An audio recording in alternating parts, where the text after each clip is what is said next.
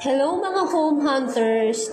This single detached, ready for occupancy house and lot is located at Elisa Homes Subdivision, Molino 4, Bacoor, Cavite. It has 3 bedrooms, 2 toilet and bath, and carport. Turned over includes fence and gate. This is Cecil Gota, your Real Estate Property Advisor Manager of H&H Real Estate Marketing, willing to assist you and help you find the perfect home for your family.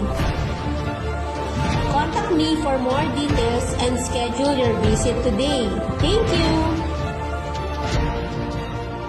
Get your reservation now.